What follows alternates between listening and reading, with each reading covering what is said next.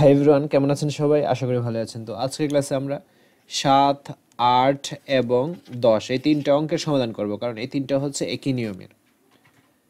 আর যারা এর আগের পর্বটা দেখো না, এর আগের পর্বটা ছিল কি 1 থেকে 6 পর্যন্ত, অর্থাৎ এমসিকিউ নিয়ে কিন্তু আলোচনা করেছিলাম। তো আজকের পর্বটা হচ্ছে পর্ব 2। পর্ব 2 এই তিনটা অঙ্ক রাখা হয়েছে। তো চলো এখন আমরা এর সমাধানগুলো দেখে নিই। তো আমাদের এই অঙ্কগুলো করতে গেলে তিনটা সূত্রের প্রয়োজন হবে। একটা হচ্ছে সরল মুনাফা। সরল মুনাফা এই সূত্রটা আমরা কিন্তু অনুশীলনী 2.1 যে অঙ্কগুলো সলভ করেছি ওইটার মধ্যে প্রয়োজন হয়েছিল, ঠিক আছে? I equals to P R N. তো আই মানে কি? মুনাফা, পি মানে আসল, আর মানে মুনাফার হার, এন মানে কি? সময়। আর এখন এই অধ্যায়ে অনুশীলনী 2.2 সবচেয়ে বেশি প্রয়োজন হবে চক্রবৃদ্ধি। চক্রবৃদ্ধি মূলধন এই সূত্রটার, বা এর আরেকটা নাম হচ্ছে সববৃদ্ধি মূলধন, সববৃদ্ধি মূল, ঠিক আছে? চক্রবৃদ্ধি মূলধন বা সববৃদ্ধি মূল এই সূত্রটা সবচেয়ে বেশি প্রয়োজন হবে। এর সূত্রটা হচ্ছে, এটাকে সি দ্বারা প্রকাশ করা হয়, আর সূত্রটা হচ্ছে P 1 plus R to the power n. Then আরেকটা সূত্রের প্রয়োজন হবে চক্রবৃদ্ধি, চক্রবৃদ্ধি মুনাফা, সি মাইনাস পি এই সূত্রটা। সি বলতে কি? চক্রবৃদ্ধি মূলধন, আর পি বলতে আসল। এখন আমাদের প্রশ্নে কি বলছে? বার্ষিক 10% মুনাফায়। তো এটা হচ্ছে মুনাফার হার। মুনাফায় 8,000 টাকার। আমি প্রশ্ন করি কত টাকার? 8,000 টাকার। উত্তর পাওয়া যাচ্ছে, এটা হচ্ছে আসল। 3 বছর, এটা হচ্ছে সময়। আমাদের বলছে কি চক্রবৃদ্ধি মূলধন নির্ণয় করো। তো দেওয়া আছে, দেওয়া আছে মুনাফার হার আর ইকুয়ালস টু কত পার্সেন্ট? 10%। পার্সেন্ট উঠাই দিতে চাইলে আমাদের কি করতে হবে? 100 দিতে হবে, 100 দ্বারা ভাগ করতে হবে। তো এখন এটা টাকা হয়ে যাবে। তারপর আসল, আসল পি ইকুয়ালস টু কত? 8,000 টাকা, 8,000 টাকা। দেন সময়, সময় এন ইকুয়ালস টু কত? 3 বছর, ঠিক আছে? আমরা তথ্যগুলো কিন্তু তুলে নিলাম। আমাদের বলছে চক্রবৃদ্ধি মূলধন নির্ণয় করো। তো আমরা সূত্রটা বসাবো চক্রবৃদ্ধি মূলধনের। চক্রবৃদ্ধি মূলধন সূত্রটা হচ্ছে C equals to P 1 plus R to the power N.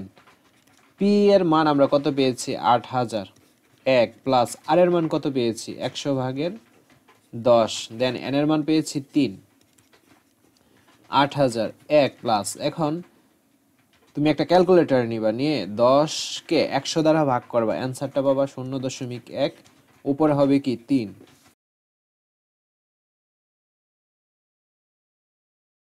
তো 1 আর 0.1 যদি যোগ করো তাহলে অ্যান্সারটা পাবা 1.1, আর উপরে কি? 3।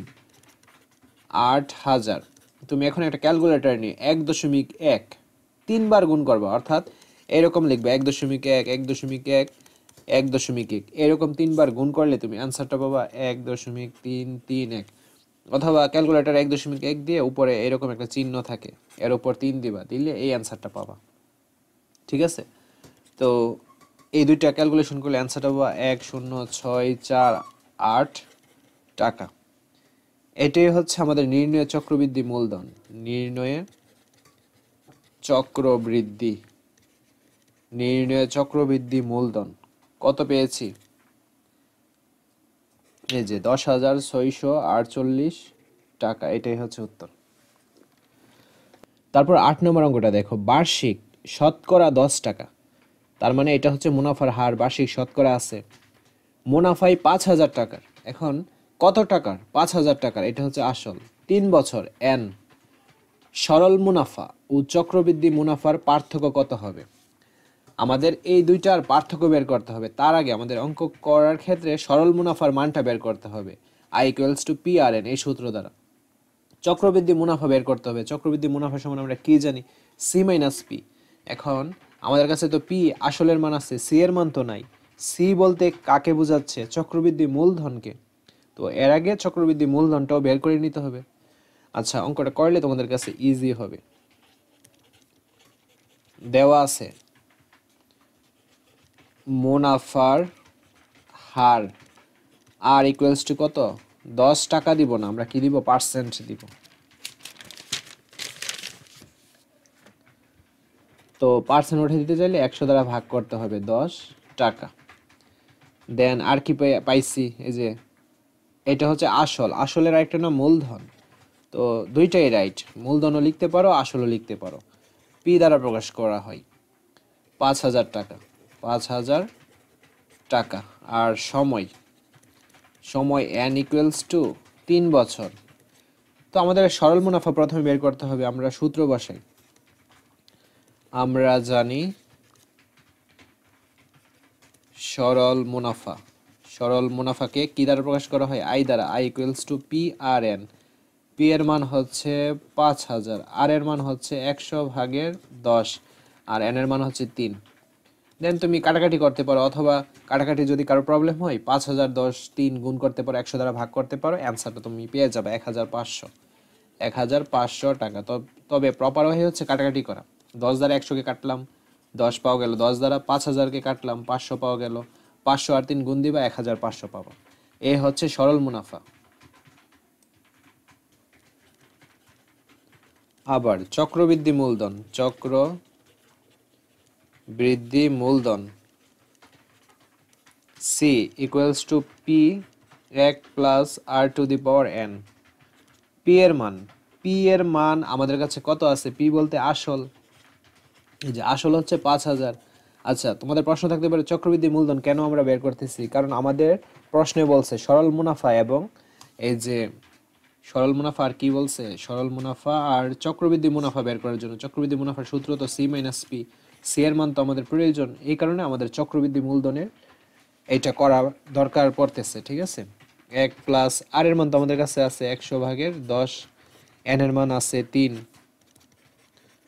জাস্ট ক্যালকুলেশন করবো, 10 দ্বারা 100কে ভাগ করলে অ্যান্সার পাবো 0.1, উপরে 3, 5000। 1 এবং 0.1 গুণ করলে হয়ে যাবে কত? 1.1 আর উপরে 3। দেন 1.1 3 বার গুণ করবা, 3 বার গুণ করলে পাওয়া যাবে 1.331। দেন এইটা গুণ করলে অ্যান্সার পাবে 6655 টাকা। ক্লিয়ার? এই হলো চক্রবৃদ্ধি মূলধন। তো আমাদের প্রশ্নে বলছে কি চক্রবৃদ্ধি মুনাফা কত, সেটা আগে বের করার দরকার আছে।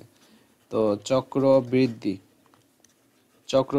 মুনাফা সূত্রটা হচ্ছে সি মাইনাস পি। সি এর মান আমরা অলরেডি পেলাম 6655, আর পি এর মান আমরা কত? আমাদের প্রশ্নেই দেওয়া আছে 5000।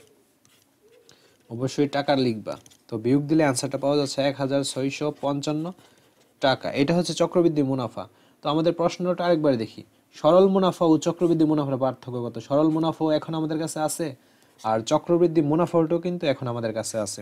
আমরা জাস্ট পার্থক্যটা বের করব। মুনাফার পার্থক্য, তো চক্রবৃদ্ধি মুনাফাটা আমরা আগে লিখবো, যেহেতু এটা বড় 1655, মাইনাস সরল মুনাফাটা হচ্ছে 1500। তো ক্যালকুলেশন করলে পাবো 155 টাকা।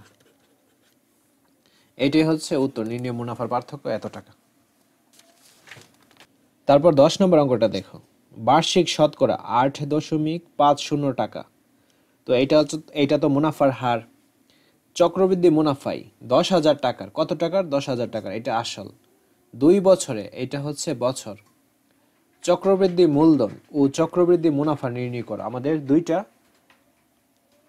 উত্তর চাচ্ছে, চক্রবৃদ্ধি মূলধন কত আর চক্রবৃদ্ধি মুনাফা কত। তো আমাদের প্রথম কাজটাই হচ্ছে তথ্যগুলো তুলে নেওয়া। দেওয়া আছে মুনাফার হার আর দ্বারা প্রকাশ করা হয় কত? 8.50, অবশ্যই পার্সেন্টে দিতে হবে। দেন এখন আমাদের কাজ হচ্ছে এই যে পার্সেন্ট উঠানোর জন্য 100 দ্বারা ভাগ করতে হবে 8.50কে। আমাদের আরেকটা কাজ আছে, এই যে দশমিক উঠাতে হবে, এই দশমিকটা। তো দশমিকের জন্য আমরা 1 দিব, দশমিকের পর কয়টা সংখ্যা? 2টা, তার জন্য 2টা শূন্য। তো দশমিক উঠে গেল 850। তারপর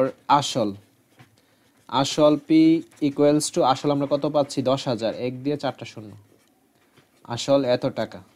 আর সময় এন ইকুয়ালস টু 2 বছর। ঠিক আছে, সময়ও আমরা পেলাম। সবগুলো তথ্যই আমাদের কাছে এখন কিন্তু আছে। তো আমাদের বলছে চক্রবৃদ্ধি মূলধন কত। চক্রবৃদ্ধি মূলধন সি ইকুয়ালস টু পি, সূত্রটা আমরা বসালাম। দেন পি এর মান আমাদের কাছে আছে কত, 10,000। আর এর মানটা আমরা বসাই 100 গুণ 100, উপরে 850। আর এন এর মান তো আমাদের কাছে আছে 2 বছর। দেন দেখো আমরা কি করব। তুমি ক্যালকুলেটর নিয়ে 850-কে এই যে 100 গুণ দিয়ে যে অ্যান্সারটা বের হবে এটা দিয়ে 850-কে ভাগ করবা। ভাগ করলে অ্যান্সারটা পাবা 0.085, আর উপরে 2। দেন 10,000, 1 আর 0.085 যদি যোগ করে অ্যান্সারটা পাবা 1.085, আর উপরে কি 2। দেন 1.085, উপরে যেহেতু 2টা 1.085 গুণ করবা। তো 2টা গুণ করলে অ্যান্সারটা পাবা 1.1772225। দেন গুণ করলে অ্যান্সারটা পাবা 11772.25। ঠিক আছে, এই যে এটা হচ্ছে চক্রবৃদ্ধি মূলধন, এটা একটা উত্তর। আমাদের বলছে চক্রবৃদ্ধি মুনাফা কত। চক্রবৃদ্ধি মুনাফা সূত্র আমরা কি জানি, সি মাইনাস পি।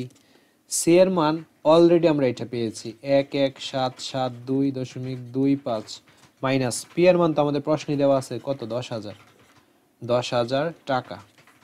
দেন বিয়োগ করলে অ্যান্সারটা পাবো 17772.25 টাকা। এটা হচ্ছে উত্তর। তো এই যে একটা উত্তর, এই যে একটা উত্তর, তুমি অ্যান্সারটা লিখতে পারবা এভাবে, নির্ণয় চক্রবৃদ্ধি মূলধন এত টাকা, নির্ণয় চক্রবৃদ্ধি মুনাফা এত টাকা।